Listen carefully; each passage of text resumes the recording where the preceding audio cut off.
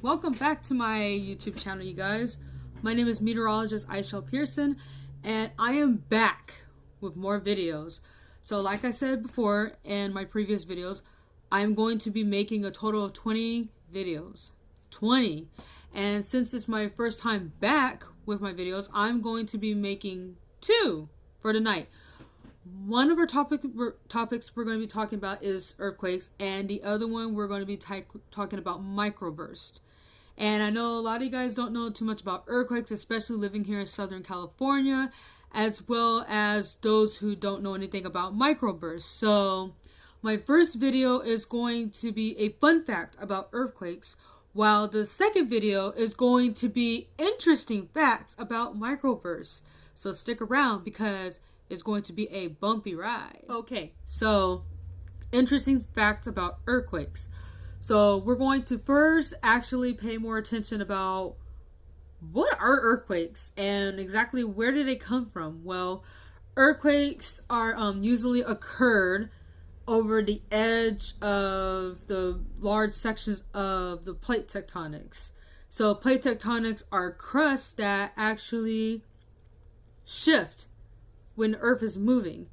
So like on a rainy day or pretty much while the earth is shifting, you have these two plate tectonics, which I'm going to be putting a diagram on the next segment about how they shift. So they either shift up or they shift down.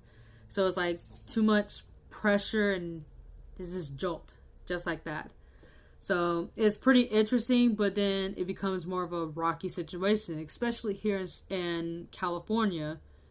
Well, predominantly mostly here in Southern California.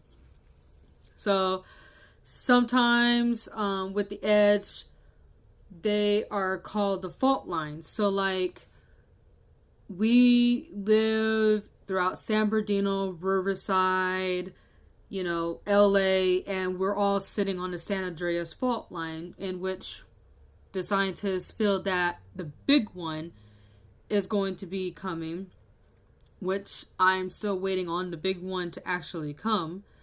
So the pressure starts to build, and then when it builds up to the edge, it gets stuck together. So it's like, think of like something being pushed up against each other and it's like stuck together, and it's like a pressure being built because it's like pushing together. So I'm using a rubber band as an example, but it's not like that. But you also have to remember that when the pressure tends to get way too strong, then that's when the plate tectonics break, which is causing our famous earthquake here in Southern California.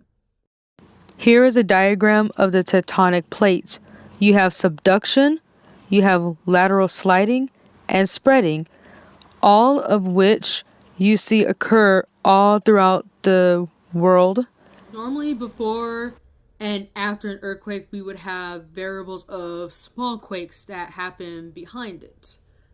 The first one will be a foreshock, while the second one is an aftershock. So the ones that happen before the earthquakes are called foreshocks, as well as the ones that happen after are called aftershocks. And primarily, most scientists, even right now today, don't even know whether an earthquake is producing a foreshock until we have an earthquake and it's a lot bigger than we kind of expect, whether it rates under a 5.1. Now, we're going to go deeper into earthquakes. Now, we have seismic waves.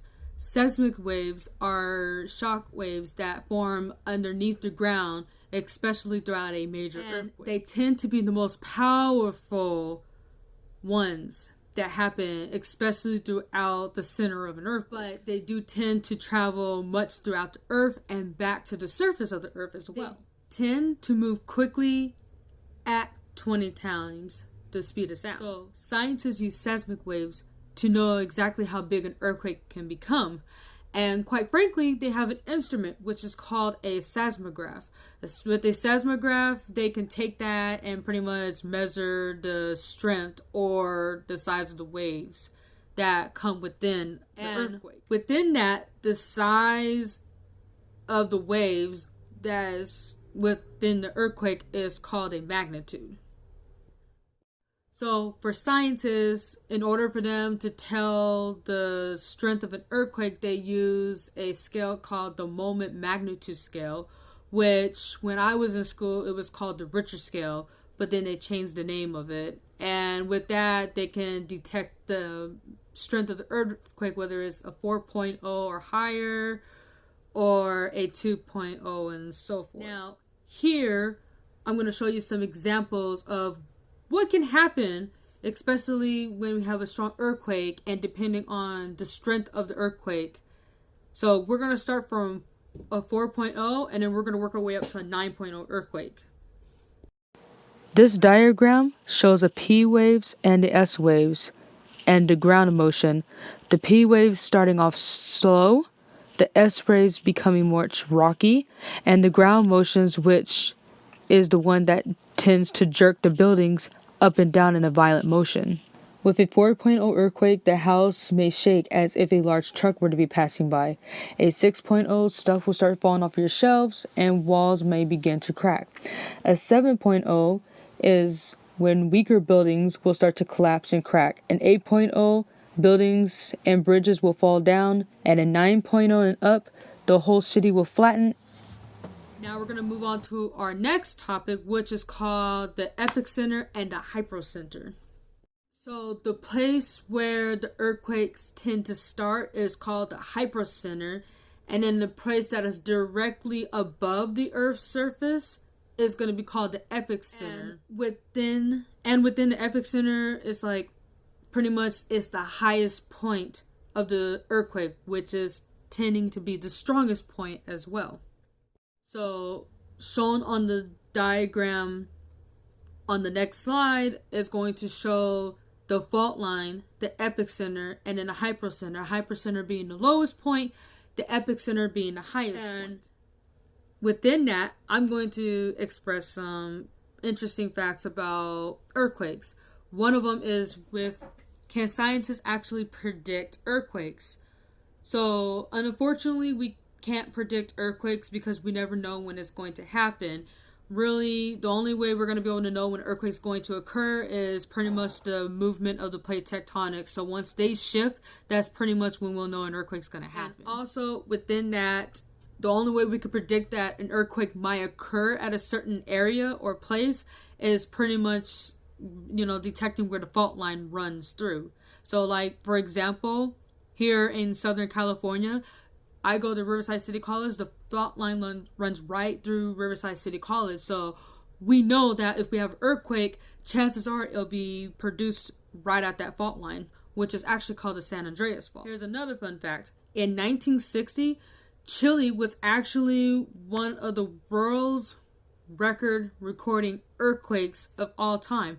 And within that earthquake was measured a 9.6 magnitude on the Richter scale. But here in the United States, Alaska, back in 1964, was actually one of the largest earthquakes we have ever experienced here in the US, and that one magnitude a 9.6. Another interesting fact about earthquakes is that when earthquakes tend to happen along the fault lines near an ocean, sometimes that can cause a huge wave, which we know here in the United States as tsunamis. Another interesting fact is that the Himalayan mountains and the Andes mountains are actually plate tectonics that had formed from previous earthquakes that had occurred along the fault line. And one more interesting fact, you guys keep blabbing about earthquake weather. Earthquakes tend to happen in any type of weather condition, whether it be rain, snow, fire weather, even tornado weather. There's not a specific earthquake weather because earthquakes, we can't detect them like we're going to know when it's going to rain or when we're going to have a hurricane. Earthquakes just about happen anytime, any place. There's no way we can detect whether an earthquake's going to actually occur or not until it happens. So those are my interesting facts about earthquakes. And pretty much if you want any more interesting facts about them, just drop a comment below. Also, make sure you like my video, subscribe to my page, and also turn on your post notifications so that way when I drop a new video, in which now I'm going to be dropping them every Saturday, either close to 10 o'clock or beforehand. And if there's any other topics you guys would like me to address, please let me know, and I will love to address those topics for you. So again, my name is meteorologist Aishel Sinclair Pearson, or as I'm formally going to be known as meteorologist Shelly Sinclair, and I am signing off for now until my next video. See ya.